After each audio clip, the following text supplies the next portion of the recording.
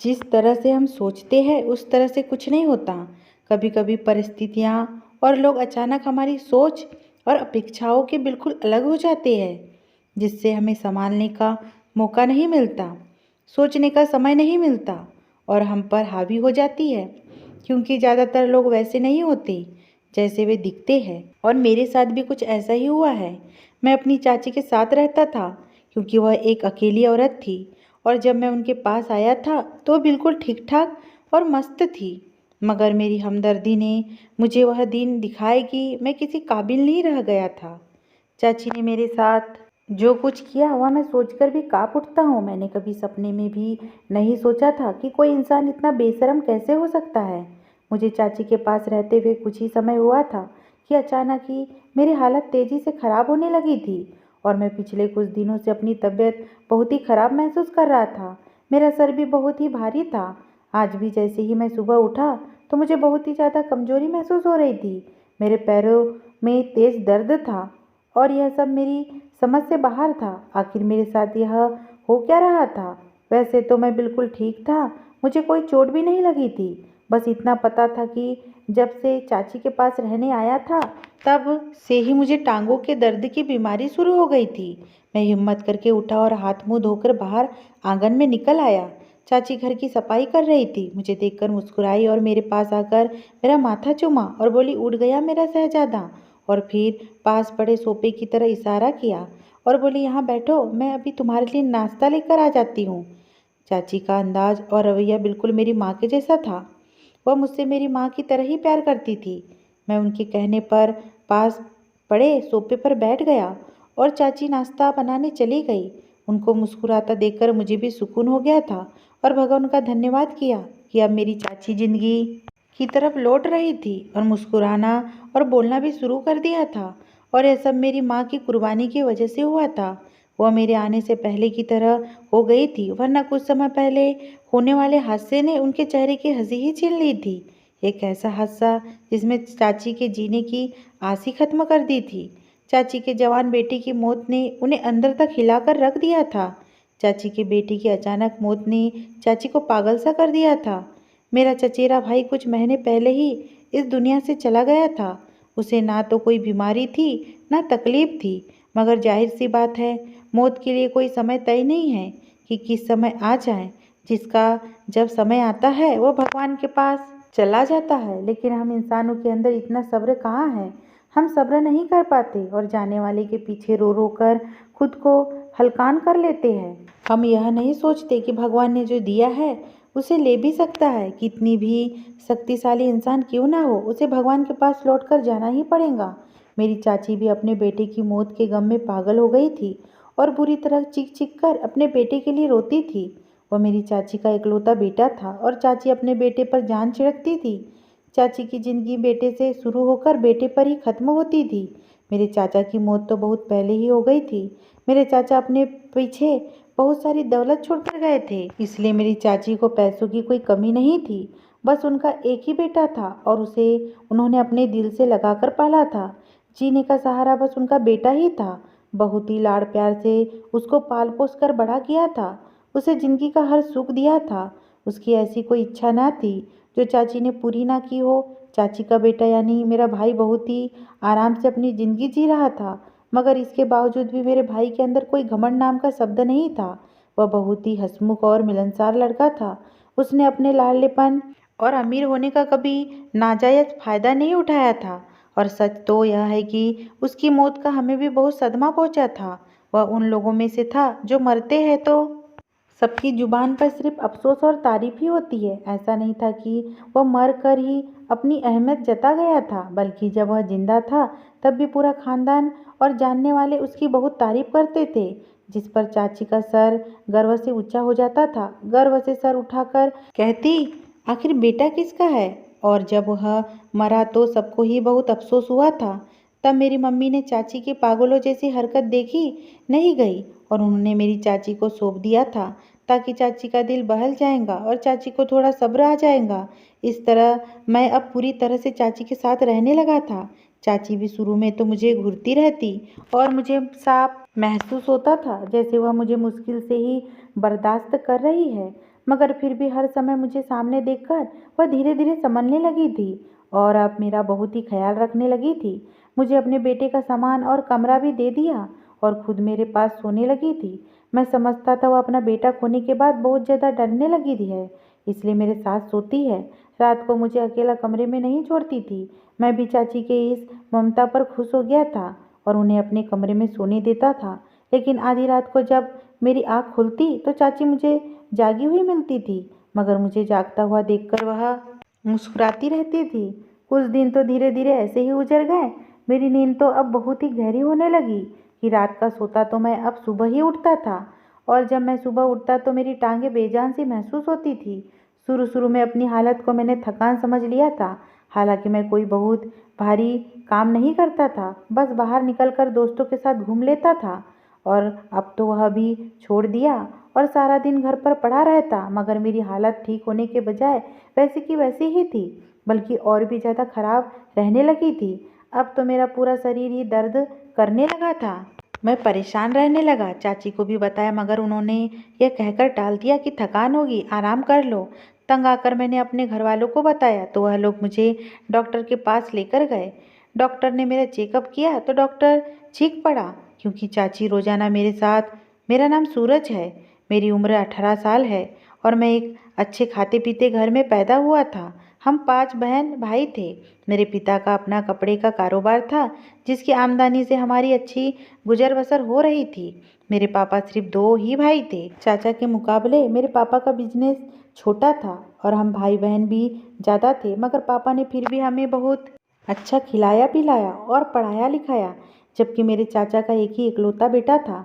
चाचा के मरने के कुछ ही समय पहले जन्म लिया था। चाचा की मौत एक रोड एक्सीडेंट में हो गई थी। चाचा की मौत से चाची बहुत ज़्यादा टूट गई थी, लेकिन अपने बेटे को देखकर उनके अंदर जीने की उमंग जागी थी। चाची ने अपने बेटे को बहुत मोहब्बत से पाला था। बाप की कमी तो औलाद को रहती ही है, मगर चाची ने कोशिश की थी कि मेरे चाचा की कमी को ज़्यादा महसूस ना करे। वह मेरे कज़न भाई के मुंह से कोई भी फरमाइश सुनती तो उसे ज़रूर पूरा करती थी। मगर हमारी ज़िंदगी अलग सी, हमारा खाना पीना, उठना बैठना ओढ़ना अच्छा तो, लेकिन पढ़ाई के खर्चे और घर के दूसरे खर्चे की वजह से पापा की कमाई का बड़ा हिस्सा उन खर्चों में ही निकल जाता था। मेरी माँ कुछ पैसे बचा भी रही थी ताकि बच्चों की शादी के समय उन्हें दूसरों के सामने हाथ ना फैलाना पड़े। इसलिए हम बहन भाई अपनी इच्छाओं को सीमित रखते थे। मगर हमारे कज़न की बात अलग थी। चाची का तो बस नहीं चलता था। पूरी जायदाद अपने बेटे के ऊपर एक बार में ही निछावर कर दिया करती। चाची और मेरी माँ में बहुत अच्छी दोस्ती थी और इसमें सबसे ज़्यादा हाथ मेरी माँ के मिलनसार और हमदर्द मिजाज का था। वरना चाची अपने आप में ही रहने वाली इंसान थी। उनका सारा धन तो और सारा प्यार तो बस अपने बेटे के लिए ही था। उन्हें किसी से कोई मतलब ही नहीं था। जब हमारे चाचा जिंदा थे तब चाचा और हम सब साथ में मिलकर रहते थे, मगर चाचा की मौत के बाद चाची अपने बेटे को लेकर एक महंगे घर और बहुत ही अच्छे इलाके में रहने लगी थी। लेकिन हमारे बीच का जो प्यार का संबंध था, जो रिश्ता था, वो खत्म नहीं हुआ था। हम अक्सर चाची के घर चले जाया करते थे और मेरा चाचा का बेटा भी हमारे घर चला आया करता था। वह बहुत ही अच्छा और सुलझा हुआ लड़का था, जिसने अपने बाप की मौत के बाद मेरे पापा को ही अपना बाप समझ लिया था और अपनी हर समस्या मेरे पापा से पूछना और फिर उन्हें हर प्रॉब्लम बताता था। मेरी माँ को भी वह माँ का दर्जा ही देता था। और कयामत तो हम पर तब टूट पड़ी जब एक रोज़ अचानक ही सुबह सुबह मेरे भाई के मरने की मुझे खबर मिली। हम सबको बहुत बड़ा सदमा पहुंचा था और हम लोग सबके सब दंग रह गए थे, क्योंकि वह एक दिन पहले ही हम सबसे मिलकर गया था और उस समय वह बिल्कुल ठीक ठाक और एकदम स्वस्थ था। फिर सुबह सुबह अचानक उसे क्या हो गया था। इंसानों के अंदर यह तो नेचुरल है कि जब हम किसी के मरने की खबर सुनते हैं तो उसके मौत का कारण भी खोजने लगते हैं। हमें लगता है कि वह सोते हुए मरा है तो जरूर उसके पीछे कोई वजह होगी। हालांकि मौत के लिए किसी कारण का होना जरूरी नहीं होता। हम भी अपने कज़न की मौत पर हक्का बक्का रह गए थे और रोते हुए चाची के घर पहुंच गए थे। सामने ही हमारा कज़न अपने बेजान शरीर लिए हुए गहरी नींद में सो रहा था और यह दृश्य हमारे लिए इतना दर्दनाक था कि हमारा दिल फटने वाला था। ऐसा पहली बार हुआ था जब हम वहां पहुंचे थे और हमारा कज़न दरवाजे से ही हमें लेने नहीं आया था, बल्कि हमें उस तक जाना पड़ा था। चाची की जोरदार चीखें पूरे घर में गूंज रही थी, जिसकी वजह से सबकी आंखों में आंसू बह रहे थे। चाची का सदमा हम सबसे बड़ा था, वह तो उनकी जीने की इकलौती वजह थी।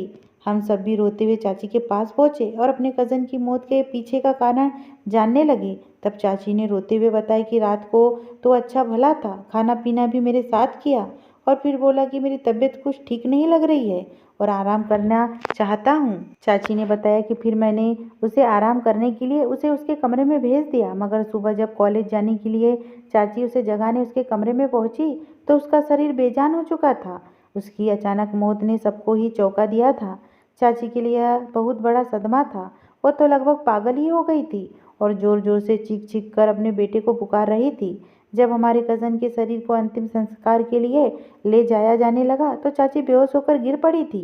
मेरी माँ भी बहुत उदास थी और चाची को संभाल रही थी। आसपास लोग चाची के लिए अफसोस कर रहे थे।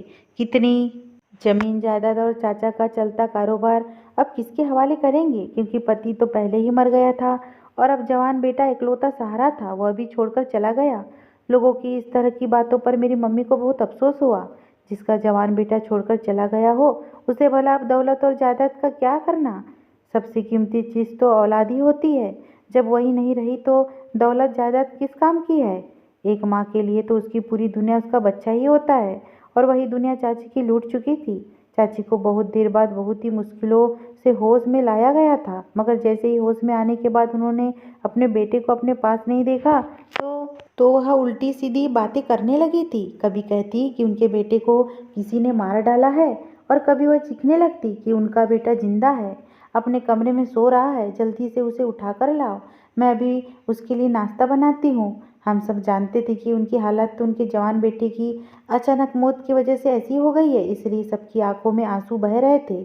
मेरी माँ ने जब यह देखा तो वह परेशान हो गई, क्योंकि हम सारी जिंदगी चाची के पास नहीं रह सकते थे और अब चाची अपने बड़े से घर में अकेले कैसे रहती। हम लोगों को वो अपने घर जाना ही था लोग, क्योंकि हमारा अपना घर था। मम्मी ने चाची को अपने साथ चलने को कहा, मगर वह नहीं मानी। उन्होंने कहा कि मैं इसी घर में रहना चाहती हूँ, क्योंकि कभी भी मेरा बेटा यहाँ आ सकता है। चाची की ऐसी बातें सुनकर उन्हें अकेला छोड़ने को बिल्कुल भी दिल नहीं चाह रहा था। फिर तय यह हुआ कि हम में से किसी को एक चाची के पास रुक जाना चाहिए, ताकि वह अकेली ना रहे और जो कोई उनका ख्याल रख सके। मेरी बहनों को अकेला नहीं छोड़ा जा सकता था और बड़ा भाई चाची के पास रहने को तैयार ही नहीं था, इसलिए घर वालों ने मुझे ही चाची के पास छोड़ दिया और मुझे समझा बुझा कर चले गए। शुरू शुरू में तो चाची का रवैया वैसे का वैसा ही था। वो उठते बैठते पागलों जैसी हरकतें करती थी, कभी कभी चीखने लगती तो कभी कभी बड़बड़ाने लगती थी। मैंने सामने होता तो मुझे बहुत ही बुरे तरह से घूरने लगती थी। ऐसा लगता था कि जैसे वह मुझे कभी कच्चा ही खा जाएंगी। अपने बेटे की जगह मेरा होना उन्हें शायद बिल्कुल गवारा नहीं था।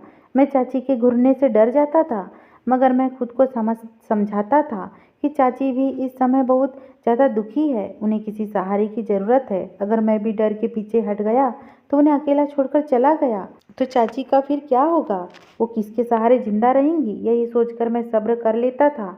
मुझे उनकी परवाह भी थी। मैं चाहता था कि किसी तरह चाची नॉर्मल हो जाए, उनकी तबीयत पहले की तरह ठीक हो जाएंगी तो फिर मैं अपने घर चला जाऊंगा। इसलिए मैं चाची की हर बुरे रवैये को सह रहा था और मैं उन्हें हर तरह से मनाने की कोशिश करता रहा। तो चाची भी अब कुछ कुछ बदलने लगी थी। अब वो खा जाने वाली नज़रों से नहीं देखती, बल्कि वह मुझे आंखों में चमक लिए देखती रहती थी। ऐसा लगता जैसे वह मुझे देखकर कितना खुश हो जाती है। एक दिन वह मुझे पकड़कर अपने बेटे के कमरे में ले गई और उसका सारा कीमती सामान उठाकर मुझे देने लगी। चाची के अंदर आए इतने बड़े बदलाव पर मैं हैरान था, मगर मैं खुश भी था कि चलो मैंने चाची को दुख के दरिये से निकाल लिया है। धीरे धीरे चाची नॉर्मल हो रही थी, जिंदगी की तरफ लौट रही थी और मेरा यह सोचना बिल्कुल सही निकला था। चाची बहुत ज़्यादा संभलने लगी थी, मेरे लिए अपने हाथों से खाना बनाती और मुझे अपने पास बिठाकर मुझे खाना खिलाती। ज़्यादातर समय मेरे आसपास ही रहती, बहाने बहाने से मेरे सारे काम करती। मैं भी चाची के इस रवैये पर बहुत खुश था कि चलो धीरे धीरे चाची अब ठीक हो रही है। लेकिन अभी अगर मैं रातों को जागता तो चाची मुझे जागती मिलती थी। मुझे चाची की अभी चिंता रहती थी। मुझे लगता था कि शायद अब भी वह अपने बेटे को भूल नहीं पाई है और उसकी याद में रात को जागती रहती है। लेकिन चाची मेरे कमरे में मेरे पास ही सोती थी। कुछ दिन बाद मेरी नींद बहुत ही ज़्यादा गहरी होती चली गई। मैं रात को सोता तो सुबह को ही मेरी आँख खुलती थी वह भी चाची के जगाने पर ही। मैंने इस बात पर ज़्यादा ध्यान नहीं दिया क्योंकि मुझे यही लगता था कि दिन भर की थकान की वजह से शायद रात को मैं गहरी नींद में सो जाता हूँ। लेकिन इतनी लंबी नींद लेने के बाद भी मेरी सेहत अचानक धीरे धीरे गिरने लगी थी। मैं थका थका सा रहने लगा था और सुबह उठता तो मेरी टांगें बेजान सी होती थी। मैं इसे अपनी थकान समझ लेता था और अपनी हालत को इग्नोर कर देता था। अपनी तरफ से पूरा आराम करने की कोशिश करता, मगर मुझे कोई फ़ायदा नहीं हो रहा था। अब तो धीरे धीरे मेरे चेहरे की चमक भी खत्म होने लगी थी। आंखों के नीचे काले घेरे पड़ने लगे थे। शरीर दिन ब दिन कमज़ोर होता जा रहा था। हालांकि मेरी चाची मुझे अच्छा खाना दे रही थी। सोने से पहले एक गिलास दूध भी देती। सुबह दूध, ब्रेड, मक्खन, पता नहीं नाश्ते की टेबल पर क्या क्या मौजूद रहता था। सच कहूँ तो मेरी ज़िंदगी अपनी चाची के घर, अपने घर से ज़्यादा ऐश के साथ गुजर रही थी। मगर फिर भी मैं कमज़ोर होता जा रहा था और यह बात मुझे बिल्कुल भी समझ नहीं आ रही थी। मैंने एक दिन अपनी यह परेशानी अपनी चाची को बताई कि मुझे कुछ अजीब सा महसूस हो रहा है, कमज़ोरी भी बहुत ज़्यादा महसूस हो रही है। मेरी बात पर चाची ने गौर से मुझे देखा और ना में सर हिलाते हुए बोली कि ऐसा कुछ भी नहीं है, सिर्फ तुम्हारा वहम है। तुम दोस्तों के पास चले जाते हो तो खेलने कूदने में थकान हो जाती होगी। आराम करो, ठीक हो जाओगे। मैं चाची की बात सुनकर चुप हो गया था, मगर मैं कोई बच्चा नहीं था जो मैं अपनी हालत को ऐसे इग्नोर कर देता। नया नया जवान हो रहा था। खेलने कूदने से मुझे इतनी कमज़ोरी नहीं होनी चाहिए थी। लेकिन मैंने चाची से ज़्यादा बहस नहीं की और अपने कमरे में आराम करने चला गया। अब तो मैंने अपने दोस्तों के साथ बाहर जाना भी छोड़ दिया था। बाहर से थोड़ा बहुत सामान चाची के लिए ले आता था। अब मुझे शर्मिंदगी महसूस होने लगी थी कि मैं चाची का ख्याल रखने के बजाय उन पर बोझ बनता जा रहा हूँ। मैं खुद सारी जिम्मेदारी लेना चाहता था, मगर मैं अब बिल्कुल ही कमज़ोर हो चुका था। घर में चलना भी मुश्किल हो रहा था। कॉलेज जाना तो दूर की बात थी। कभी कभी जब कॉलेज चला जाता तो मेरे दोस्त मुझे हैरत से देखते और कहते कि इतने कमज़ोर क्यों होते जा रहे हो।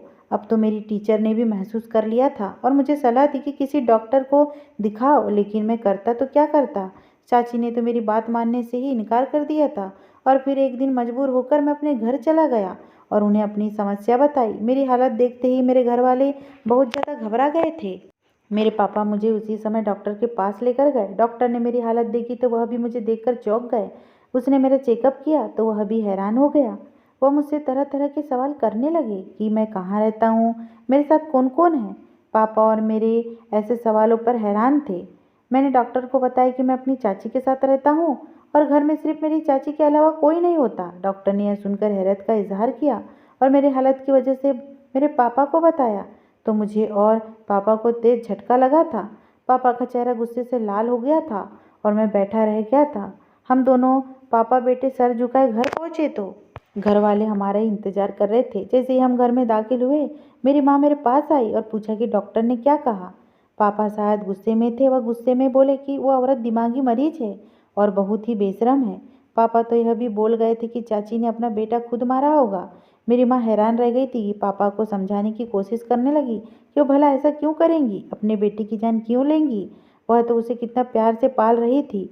माँ की बात पर पापा भड़क उठे और उल्टा मेरी माँ से ही लड़ने लगे कि औलाद हमारी कोई फालतू नहीं है जो तुम उस औरत को दिल बहलाने के लिए मेरा बेटा उसे दे आई थी। तुम्हें अंदाजा भी है कि वह हमारे बेटे के साथ क्या कर रही थी। पापा की बात सुनकर मम्मी भी चौंक गई थी।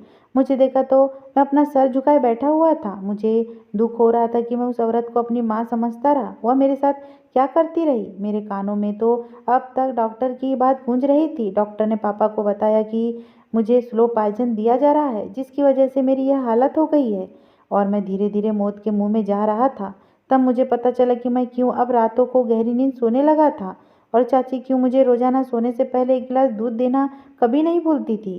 पापा ने मेरी मम्मी को बताया तो वह सदमे से एक तरफ को बैठ गई थी। अगर मैं घर में आकर किसी को ना बताता तो यकीनन एक दिन खामोशी से इस दुनिया से चला जाता और मेरे माँ बाप को मेरे मरने की वजह भी पता नहीं चल पाती। मेरी माँ मेरी हालत देख देख कर रो रही थी और मुझे माफिया मांग रही थी कि मुझे माफ़ कर दो। मैं नासमझ थी जो औरत को समझ ना पाई और तुम्हें उसके हवाले कर दिया था। मैं जानता था कि इसमें मेरी माँ की कोई गलती नहीं थी। मैं अपनी माँ पर कोई बोझ नहीं था, बल्कि वह तो वाकई चाची के ख्याल से मुझे वहाँ छोड़ आई थी। उनका दिल बिल्कुल साफ था। अब मेरी माँ ने मुझे अपने साथ ही रख लिया और फिर एक दिन में पापा और मेरी माँ मेरा सामान लेने चाची के घर पहुँच गए। पापा ने चाची से लड़ाई की और उन्हें भला बुरा कहा कि वह अपना जवान बेटा उनके हवाले करके गए थे और उन्होंने उसका क्या सिला दिया।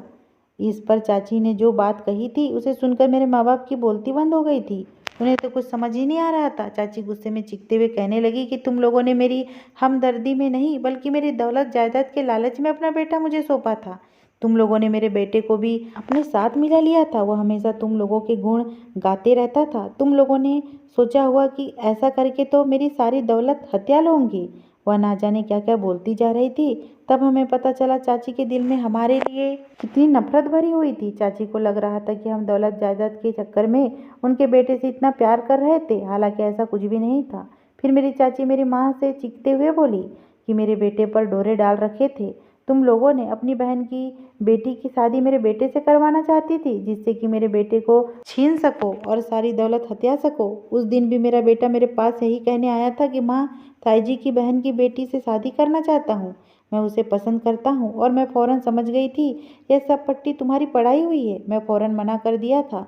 मैंने अपने बेटे की सारी इच्छा पूरी की थी, लेकिन मैं उसकी ये इच्छा हरगिज़ पूरी नहीं कर सकती थी। मेरा बेटा मेरी बहुत इज्जत करता था, मेरी सारी बातें मानता था। जब मैंने उसे इस शादी के लिए मना किया तो वह मेरी बात फ़ौरन मान गया था, लेकिन वह बिल्कुल खामोश हो गया था और उस रात अपने कमरे में चला गया था। लेकिन सुबह अपने कमरे में बेजान शरीर के साथ मिला।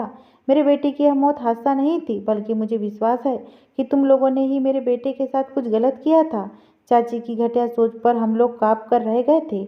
मेरी माँ ने जब मुझे चाची के हवाले किया था कि आज से यह तुम्हारा बेटा है, तो चाची को और भी ज़्यादा विश्वास हो गया था कि हम सच में उनसे दौलत हथियाना चाहते हैं, तभी उनके घर में अपना बेटा दे रहे हैं। वह पहले तो खामोश रही, मगर फिर सोचा कि अगर हम लोग उनका बेटा छीन सकते हैं तो वह भी हमारे घर का जवान बेटा उनसे छीन सकती है। और फिर इसलिए उन्होंने मेरे साथ वो घटिया हरकत की थी। पापा ने गुस्से से कहा कि हमें तुम्हारी दौलत का कोई लालच नहीं है। जो मरा वह सिर्फ तुम्हारा बेटा नहीं बल्कि मेरे भाई का आखिरी निशानी भी था।